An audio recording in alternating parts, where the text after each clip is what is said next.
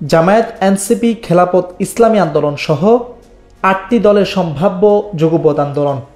প্রশ্ন উঠেছে, কেন হঠাৎ এই যুগপৎ আন্দোলন? এই আন্দোলনের লাভ ক্ষতি কি? এ নিয়ে উদ্যোক্তাদের মধ্যে দোটানায় বা কেন?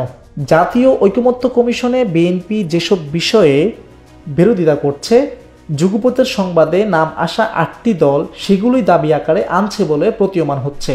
জামায়াত আগে অন্যের নেতৃত্বে যুগপৎ আন্দোলন করেছে বা জোটবদ্ধ থেকেছে, এবার নিজেই উদ্যোগ নিয়ে বড় ধরনের রাজনৈতিক সামর্থ্য দেখাতে চাইতে পারে। বাংলাদেশের জুলাই সনদের বাস্তবায়ন সহ ৫ দফা দাবিতে জামায়াত ইসলামী আন্দোলন ও বাংলাদেশ খেলাফত মজলিস সহ ধর্মভিত্তিক কয়েকটি দল যুগপৎ আন্দোলনের কর্মসূচি নিয়ে মাঠে নামছে।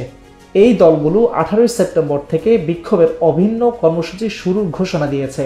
ইসলামী আন্দোলন বাংলাদেশ তাদের যুগপৎ আন্দোলনের কর্মসূচি অভিন্ন, কিন্তু তারা সেই কর্মসূচি ঘোষণা করছে পৃথক সংবাদ সম্মেলন করে। বাংলাদেশ খেলাফত মজলিস সহ গতকাল রোববার সংবাদ সম্মেলন করে যুগপৎ আন্দোলনের শরিক হিসেবে কর্মসূচি ঘোষণা করছে। দলটির ঘোষিত কর্মসূচি অনুযায়ী তারা 18 সেপ্টেম্বর ঢাকা বিক্ষোভ মিছিল করবে, পরদিন 19 সেপ্টেম্বর বিক্ষোভ মিছিল করবে বিভাগীয় শহরগুলোতে, আর জেলা উপজেলায় তারা বিক্ষোভ মিছিল করবে 26 সেপ্টেম্বর। রাহাত বিল্লাহ, নিউজ ডেস্ক।